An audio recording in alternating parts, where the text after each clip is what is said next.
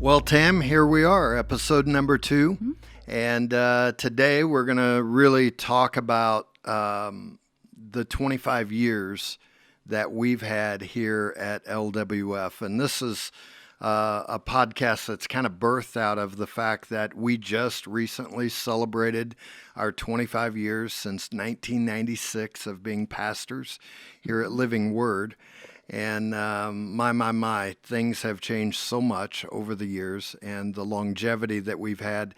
But we did a real talk on that Sunday morning, and there were so many wonderful questions and things that people wanted to know that we were unable to address just for the sake of time. We already went over in that, but just want to tell people that if you weren't in that service or you missed that, they can go to lwfdinuba.com, go to our website, and they can watch that broadcast. It is highlighted 25 years of ministry or whatever. Sure, Real they can talk. go to our website or they can go on our app. Yeah. If they're looking for our app, anybody looking for it, you can. It's on all platforms, Apple as well as Android. You can go to your App Store and just look up Living Word Fellowship Dinuba or LWF Dinuba, and you'll be able to download our app. Lots of wonderful things on it, as well as the live stream on Sundays and also the podcast. Yes, well. that's particularly, it's not just Real Talk. That's the whole service that they'll be finding, so they can forward through that if they want to, or watch the entire service. It was a great service. There'll be a lot of answers to questions that we won't, reiterate today. Yeah. But a lot of really good questions. Oh, there was so many good things, wonderful things, and it wasn't just a walk down memory lane. Mm-hmm. There were some really deep, important questions that people asked. What's the secret to the longevity of ministry? Not a lot of pastors are in one position for 25 years. That's kind of a rare thing. So that was fun getting to talk about that. And some of the challenges we face, some of the relationships that have been cultivated over the years, and how that came about and flourished, particularly with our spiritual mom and dad, Nigel and Kathy McNeil. But so many great things in that. But today, I wanted to drill down a bit further and answer some of those questions, and us just chat about it. And one of the questions was this, and I love this: what do we attribute the success of LWF to? Wow, that is. How do you wrap that up in for 25 years? Wrap it up really quick. Right. I would just say first what success has not been. Success is never going to be in a program. Right. It's got to be at the core of God putting a vision in our heart and a dream in our heart, and walking through that dream. There's a lot of stuff out there about how to build a church, how to do this, how to do that, how to grow it. And, we just never bought into that. We were really focused and locked in to the fact that God called us here. Yeah. And if he called us here, then he equipped us to handle anything that would come down the pike over the years. He never calls who he hasn't equipped. And I believe that part of the success of LWF is the fact that God put a vision in our heart from the beginning, and we've stuck to that vision. I think that's huge. That's huge because the vision never changes, and we've been very adamant about that. The vision never changes. The method to get things accomplished, can change. Sure, things need to change. You need to stay relevant. You need to stay, times change. Things change all around us. For instance, when we first got here in 1996, the internet was just a new thing, right? It hadn't been around very long. It was still dial-up. It was very new. Well, imagine if our methods had stayed the way they had to be then. We would we wouldn't be doing the podcast. Right. So methods have to change Right. all around you, but the vision, you have to stick to the vision. If it was the vision when God called us here, it's still the vision today. Right. And we've been very, very faithful to that. I think part two of the success has been that we centered this ministry around prayer. Right. We've always had, we still have this thing that we call Prayer Command Center, but that was birthed when there were 3 or 4 of us that would get together. Sometimes it was just our family getting together, but we had a vision in our heart that it would rally people in the church around prayer. And we've had as many as 150 people gathering in prayer times in a monthly prayer service that we call Prayer Command Center. And that's been the focal point. We have intercessors within the church that are constantly praying for us and praying for the church. We have outside intercessors that pray over Living Word Fellowship, and we're people of prayer. Yes. And we were up here Saturday night before the service praying, and we used to do that every Saturday night and are kind of getting back to that. But to not just talk about prayer, but be people of prayer, Right. I and believe lead by that's example a success. in that. Yeah. Not just expect the people to pray, but they see the example in us. Yeah. We are very much people of prayer. Yeah. And we've always pursued the move of God. I think as a church, the success we've had, I can't speak to other churches and why they've been successful. I can only say that LWF, while I wanted church growth, I wanted the move of God. Right, We wanted the move of God. We were birthed in the move of God, and we're not going to dance with somebody else. Right. We're going to dance with who brought us and what our passion is. And I know God has called us to be a part of a great end-time revival, and revival should be in every local church. Right. And there should always be a move of God going on. It doesn't mean that you're going to be swinging from the rafters every single service. Of course, you've got to have times of teaching and training and information that is given and just instruction in righteous living as the word is there for. And you got to understand the seasons of a church too. But all of it is always centered around Holy Spirit does not take second place in our services and in our meetings. Holy Spirit is first place. And we have always kept that as the center of the focus. God, what do you want to do in this service? And I think that is part of the key to the success, too, of LWF. I would add one more thing, though. Our focus has always been on the whole family, on children, and leaving a legacy of our faith to the next generation. Right. And so we've always had, from the beginning, we have strived, even though it was just a handful of people, to have great children and youth ministries. One of the first things we did was bring in Scott and Tammy Stringer as our youth pastors. Yeah, and people didn't understand why we were hiring a youth pastor. When we had 4 or 5 kids. Yeah, I don't even know that we had 4 or 5 at the time. Yeah. But that's been important to us, just like kids ministry, the same thing. Yeah. It's important to us that, these ministries go forward. You got to plan for them. You don't wait till they're there and then you got to figure out what to do with them. You plan for it. Yeah. We planned ahead of time for it. And I believe that in any successful church, you have got to be generational and bridging the gap of the generations that are there. We have people with silver hair and no hair, and we have young adults, and we have middle-aged where we're at in life, but we also have a dynamic youth ministry. Did you see all those graduates up there last wonderful. Sunday? It was amazing to see how many are just graduating out of high school that are a part of LWF that we're honoring, of course, out of college and university as well.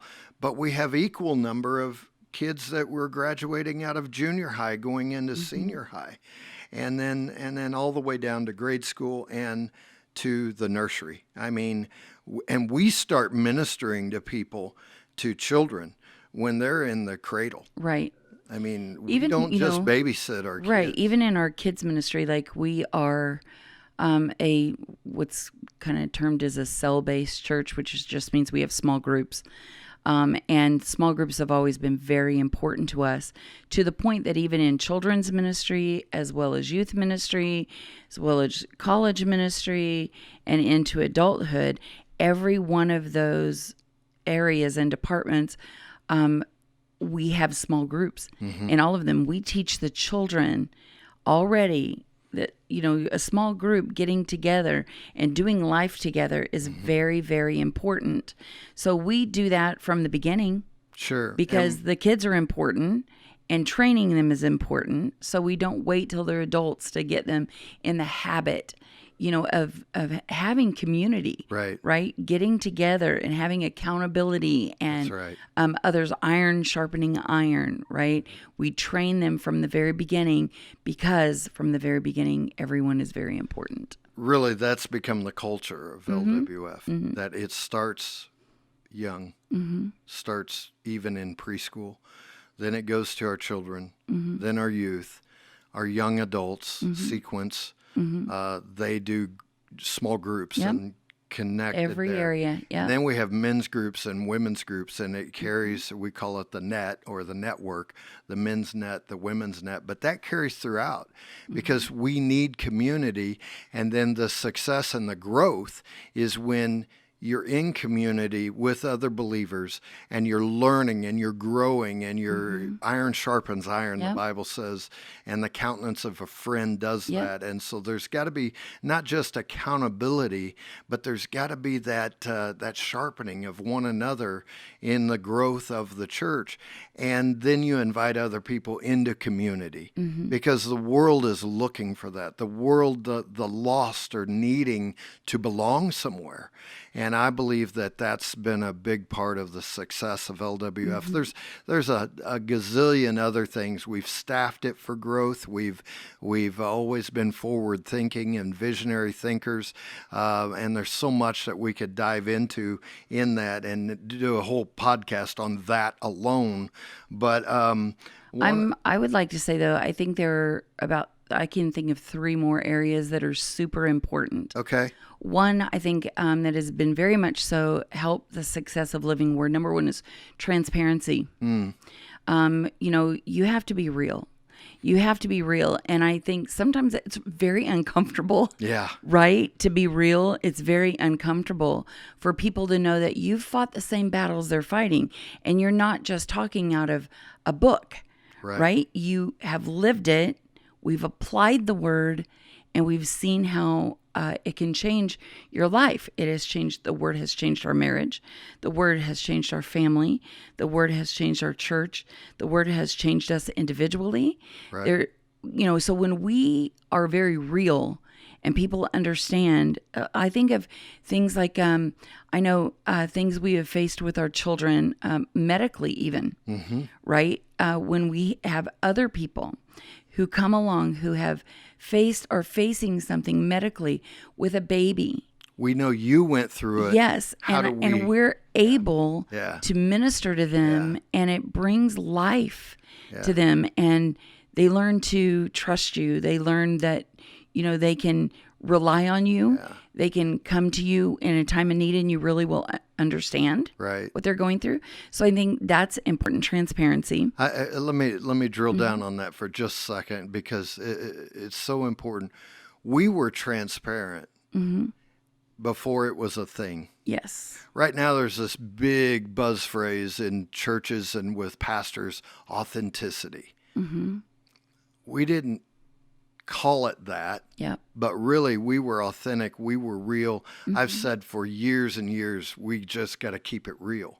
Because I got weary when I was a kid and when I was a young man in breaking into ministry of looking at pastors who were up on some kind of pedestal And I would think they don't put their pants on any different than I do. I mean, they're all real people, but they were almost like untouchable and unthinkable. And like everybody had this mindset that preachers are out on the golf course and they live this amazing life where everything is bliss and wonderful. And life just isn't that way. We have to work through it. I'm anointed to preach it, but I'm no more anointed than anybody else to live it right. and to walk it out. And so I just wanted to drill down on that, Sure. that we were authentic before authenticity was a thing. And we've just made that the practice over many years.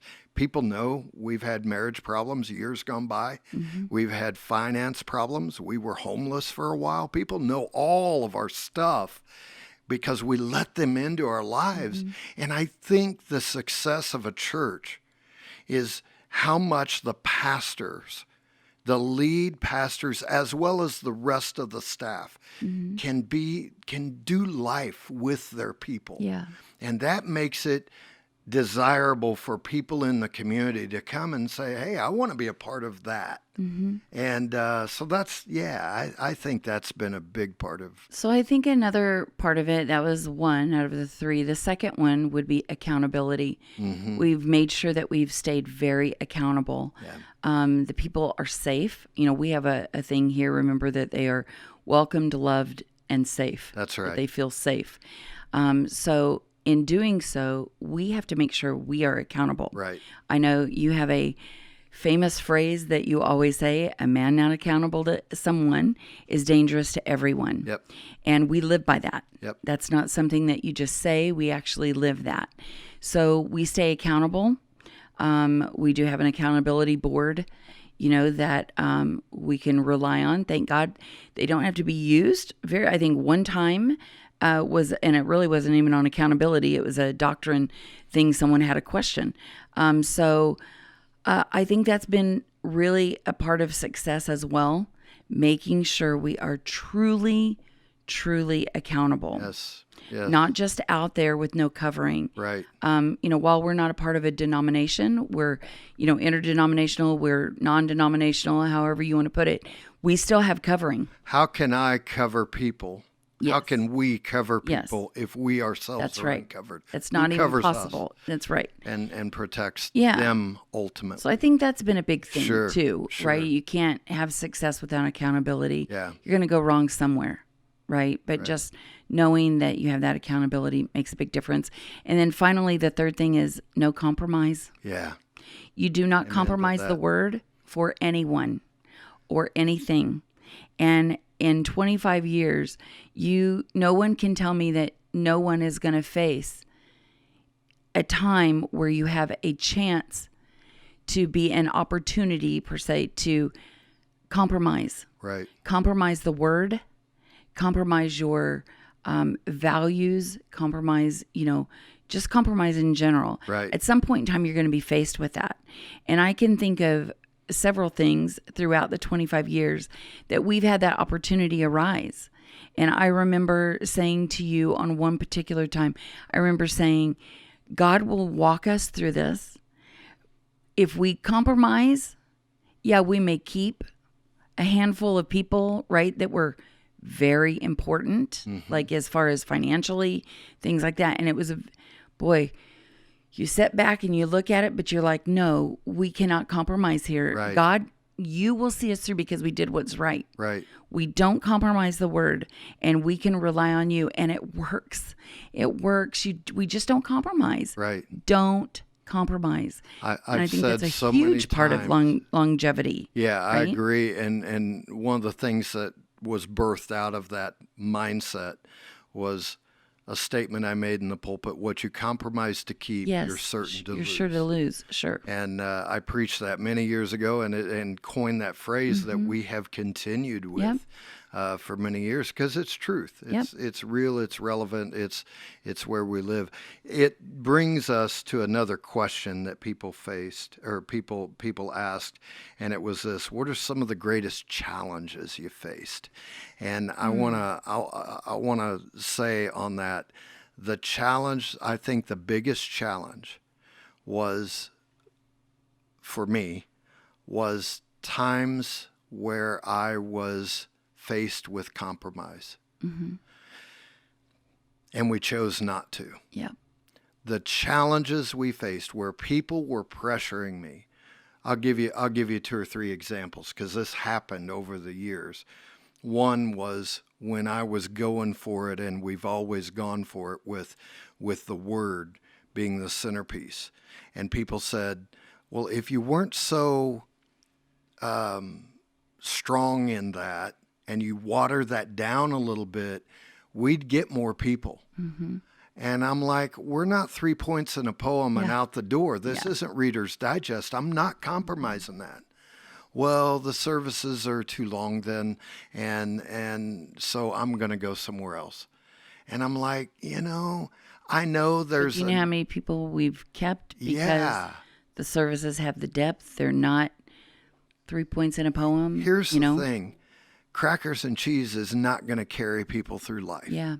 Can't sustain you The healthy. word may make you feel good on a Sunday morning for an hour, but if you compromise that and you're like, okay, an hour and 15 in and out, and in an hour 30, we're bringing a whole new crew in. I could have played that game. We could have played that game, but it's not who we are.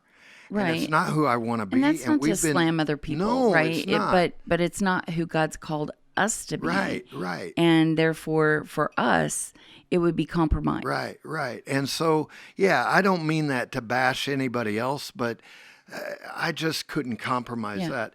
Another compromise was don't talk about finance. Yeah. Don't talk about money. Yeah. You'll be known that way. And I'm like, Preachers no. are already known for Finances are Hollywood where journey. people live. Mm-hmm. People live with that scenario, Yeah. and what drove us here in this community when we started was the fact that so many people were in poverty. Mm-hmm. And I want to get people out of poverty to productivity. Mm-hmm. I believe poverty is a spiritual thing as well. Mm-hmm. And people can get locked into that, or a poverty mindset. You can be driving brand new cars and live in a brand new home and still have a poverty mentality. Yep. And I needed to teach people the generosity of the gospel, tithing and giving and stewardship. Yeah, there's a reason why Jesus talked more about money than anything. That's right. And people don't understand that. Like, this is a very real issue that even Jesus knew, Jesus knew how important it was going to be for people to understand the effect that finances can have on you. Yeah. Sometimes bad, sometimes good. You got to learn the difference. You got to learn how to manage it. Yeah. He wants, God wants us prosperous. It's all throughout the word. He does not want us broke, busted, and disgusted, right? He wants us prosperous. Yeah. But we have to learn all of the aspects of prosperity. Right. Right? There's stewardship as part of it too. Right. So how do you just want to talk about prosperity but not deal with the stewardship aspect? Right. So teaching people on finance is so very, very important. Absolutely. And then there was the compromise, and I won't get into the detail of this for the sake of privacy, but there was a compromise that was brought, many compromises that were brought doctrinally. If you change your stance on this, we'll stay. Right. But if not, we're leaving. And I just can't go there. Yeah. Because again, what you compromise to keep, you're certain to lose. Yep. And we stood on that principle when it was easy. Yes. And it was small and we had nothing really to lose. And we stuck to it when we were in this building and had this massive payment and massive mortgage and everything. Yeah. And people were, it was a tight ship. It was really, really tight financially, and we couldn't afford to lose anybody, but I couldn't afford to compromise. Yes. And you so can never, ever afford to compromise. So to me, those were the greatest challenges, that fight. Yeah, for me, I would say probably the biggest thing, and a lot of it has to do with my personality, right? For those that are familiar with the Enneagram, I am a 1, which that means I'm a perfectionist. And I don't like to be wrong. I don't like to hurt anyone. It bothers me deeply, deeply to know that I've hurt someone. Like that's really hard for me to get past. To the point that I would almost just dwell on it over and over and obsess to the point, of not wanting, like, to make it right. Right? I need to make sure I didn't hurt you. So that's my personality. So there have been many times throughout the ministry that, especially, throughout these last 25 years, that there have been, not everybody sees things the way you see them, Sure. right? As well as when you're dealing with a lot of people's lives, there's a lot of privacy that has to be in there. Everyone who comes in for counseling appreciates the fact that they have privacy with us, right? But when somebody is wanting information, another Right. person is wanting information or wanting you to understand their side of something, and you have information that needs to remain confidential, Right. you can't divulge that, right? You can't divulge that. So when people don't understand that and they don't want to, see, how do I say this? They don't want to understand that they may not know all of the pieces Right. of how that Right. decision was made. Right. When people don't trust you on that and you're doing your dead level best Right. to make sure, and people turn on you, right? So then when they misunderstand something, they misstate something Right. out of hurt in their own Sure. lives. A lot of Sure. times, honestly, it's, Sure. people, we look through glasses, according to what's going on in our surroundings, right? Right. So a lot of times people get hurt over something but never come and tell you, right? And so then, but you know it, you see it, and you deal with the repercussions of that. That has been personally super hard for me. Yeah. Because of my personality. Like, I want to make it all right. Yeah. I want to make, so just that, I think that's been a really Right.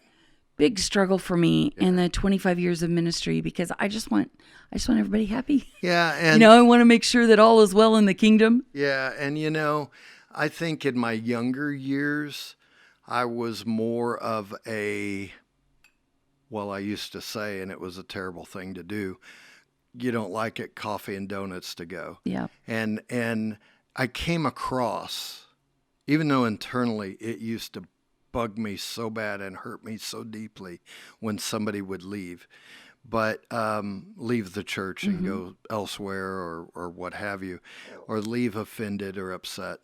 But as years went on, I think I balanced that out, and I didn't come across so harsh. I came across firm in the pulpit with the words, but trying to be understanding of people and where they were. But it's a tightrope, because there are certain things you just can't tell everybody. That's right. That are going on because of the privacy of others.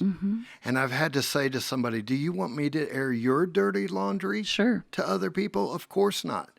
And so we had to make decisions of what we knew behind the scenes many times with the church, that people had a very narrow focus and viewpoint and only their perspective of. And they couldn't trust us with the bigger picture. The beauty of 25 years in one place is that time tells. Yes. Time tells Yes, the it does. tale, and we've navigated through some of those difficult waters and seasons of the church and people's lives. To then they look back, and now they can say, oh, I can see the wisdom in that decision. Sure. I can see why you did that now. And at the time I couldn't talk to you about it, but it was important. And so yeah, that's been probably some of the greatest challenges. There have been many over 25 years. But it's given us the opportunity to grow. Yeah. I've had to learn my personality. I've had to learn why that bothers me, and have an opportunity to help grow through that. So if I had any regrets, I would say it's how I maybe handled some of those hurts, like internally. Listen, sometimes I wish I could have not said some things that I said honestly. Sure, Nobody's ever, perfect in that. And I wish that, sometimes like I'm no different than anybody else. So sometimes I will speak out of hurt We as messed well. up. So I wish, some of those things you could take back, deal with it differently, learn. I wish I had known more about my personality back 25 years ago. That certainly would have helped, Yeah. Throughout the years. But, we grow through that.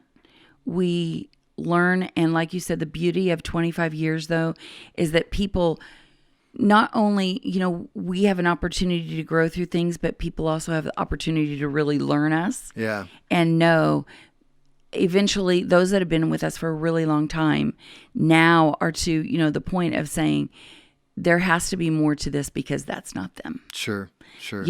That's not when someone wants to come against us. Yeah. No, that's not them. There's more to And this. people are always, not everybody, but there are always people. Let me rephrase that. Not people are always. There are always people that are looking to find something Yeah.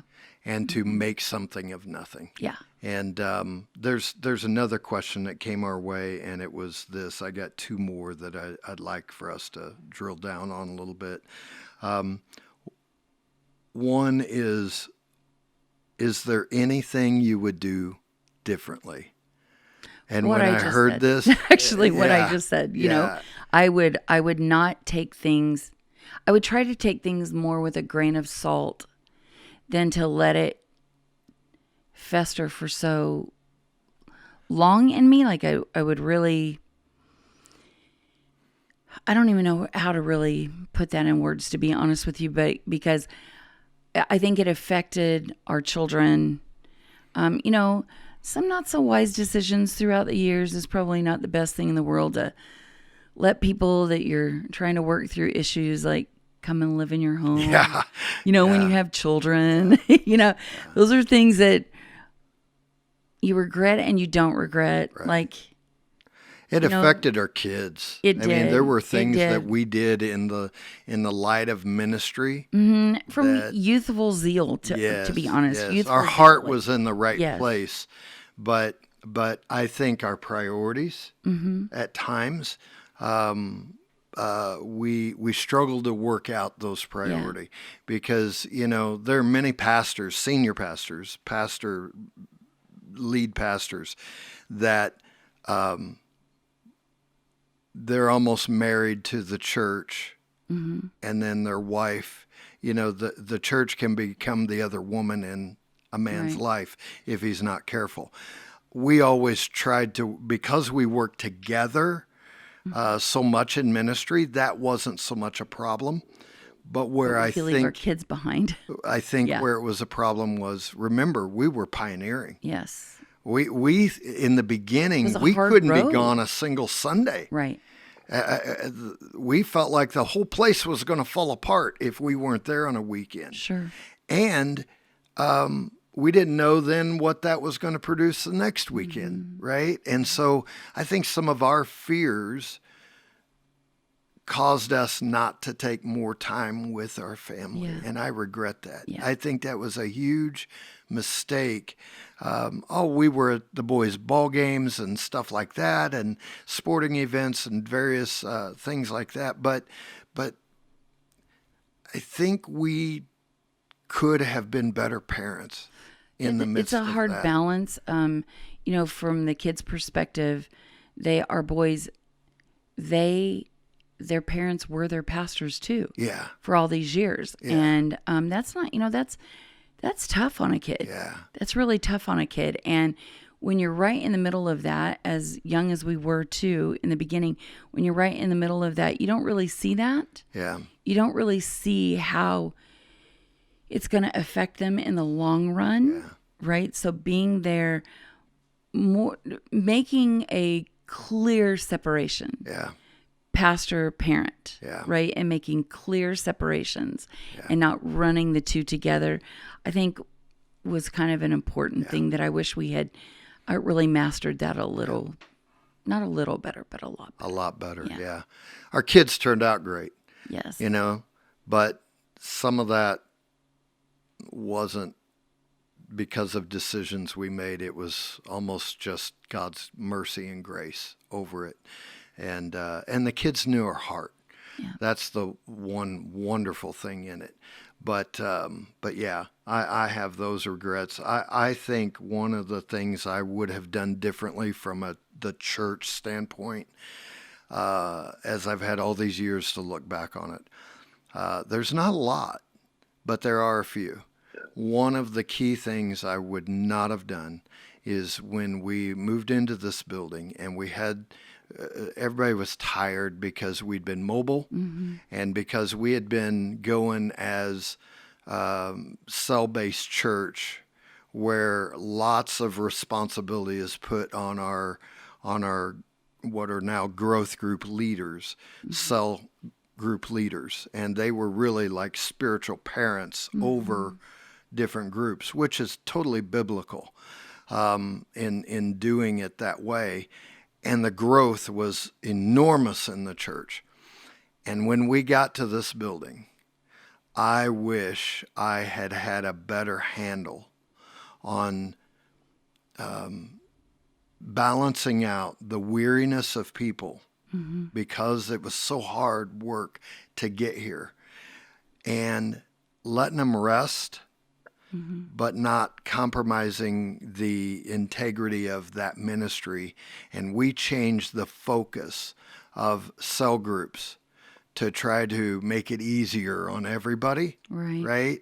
And again, what you compromise to keep, you're certain to lose. And what we did was we compromised the integrity of the purpose and the reason behind it.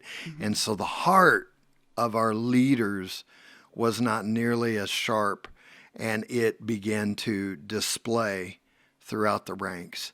And it's showing up really strong in men's network. And so it was a decision, and I'm not sure what the right decision was. Something needed to be done. Yeah, that was a very difficult decision. But I think if there's anything I would do differently, it would be that. But I don't know what the differently is, you know, if that's fair. And I mean, that's real.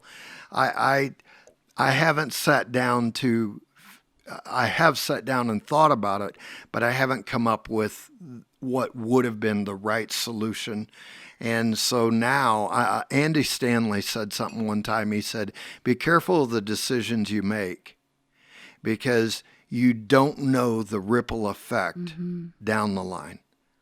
It will have an effect. You just don't know what that is. So when you go to make changes in the structure and the dynamic of ministry and or anything in life, man, when you go to make changes, try to consider what the ripple effect of that is going to be, because it would be naive to believe it's not going to have some sort of effect.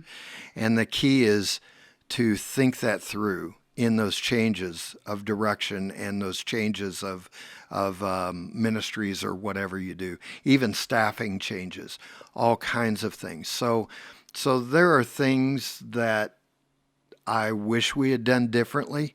That would be probably the number one thing for me. So there's one more question I wanted to hit, and this is loaded. Oh, no. Here we go. How do you want to be remembered? And what will be your legacy? And the way that's phrased, what will be your legacy? I don't know that anybody can answer that. What will be my legacy? I don't know. What will be our legacy? I don't know. I can answer what I hope, perhaps, that it will be. And there was something about hitting 25 years. And then the year we had with COVID and in 2020 and me almost dying in the hospital and nearly losing my life and a lot of changes. And I told my guys in my group the other night,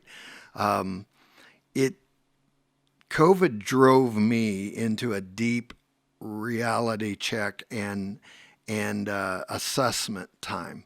What I believed, what I was preaching, the future of the church, my future, what's that look like? Because when you come face to face with death, you are forced to imagine the rest of life without you, and you're gone now. And so this question of legacy is something that I really drill down deeper into. And I think I want to be remembered as a pastor who loved the flock and would not compromise the word, and led people. I was faithful. I was faithful, and I led people through storms, and I didn't quit. I want to be the guy that's remembered as the guy that would never quit, never give up. I wanted to. Many times I did. But and it's not about, I don't want to be remembered as the guy that took them from a little bitty church of fallen apart building to one of the nicest buildings, in fact, the nicest building in all of our city, and maybe even in this immediate region, in the small towns surrounding us.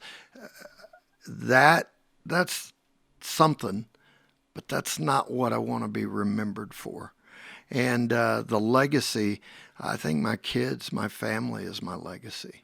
The church will come, the church will go, but my family is my first place of leadership. And what my boys and their families and my grandchildren become. That's the legacy of a man, I believe. And of course, it's not just me, it's you. We're together in this. But I don't know, something you want to add to that? I'd say for me personally, I mean, there's stuff, for me personally, there's stuff for us together as pastors, but for me personally, I want to really be remembered as a woman that loved Jesus with every ounce of my being. Yeah. That I always made decisions according to the word, that I wasn't one to compromise, and that I could lead someone into the presence of the Lord. Yeah. Amen. That I could, teach someone how in their worship time to go straight into the presence of the Lord, and that I could cultivate that in a person's life. And also too, that I want to be known, I want to be remembered as a person who did not give up on people. Amen. Amen. But that could see someone that needed a second or a third or a fourth chance, and always believed in them to see them become who God desired them to be. Yeah. That I didn't look at their past, and let that define them, but that I could look past that and see who God really created them to be and disciple them to become that person.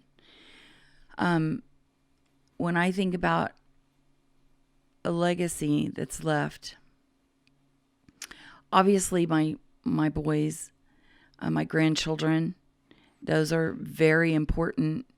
Very important. I want, I think about your ancestry. We've done a lot of work. I've dug very deep into your ancestry, and the thing that just always amazes me, and I just love so much, is hearing in history, like not just other people's opinions, but literally books, from history written. books. Yeah, sure.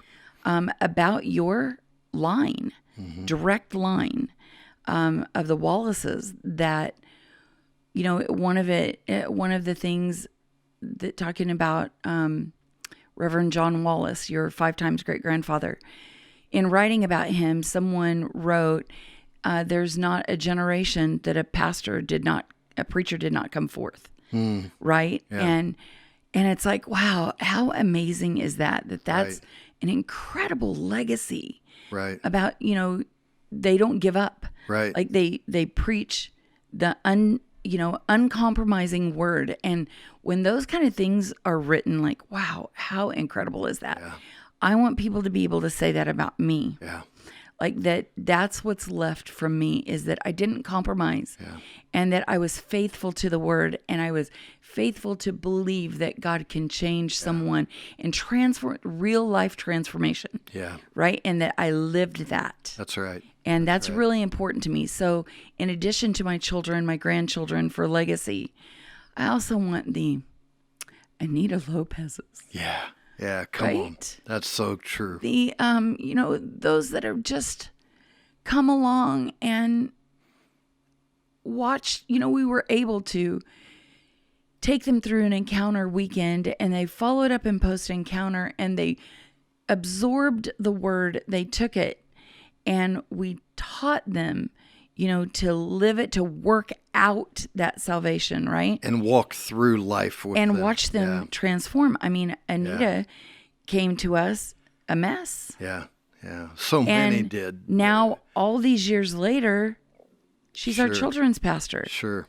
How amazing is that? I mean, that's a legacy that I want to live forever. Amen. I want those stories, not just Anita. Like, we could go down the line, right? Sure. So, but so many.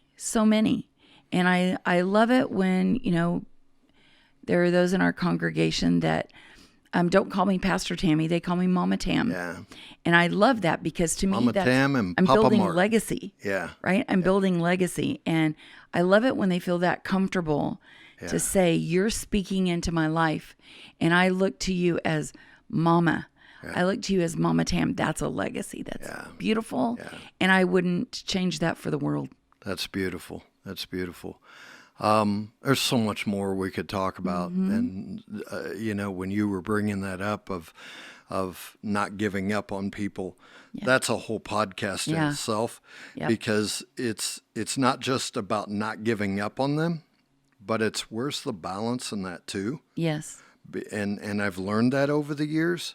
I can't want somebody's marriage to work more than they do. Right. Yep. Right? And I can't make the decisions for them, and I can't stay up all night long worrying whether they're going to make the right decision.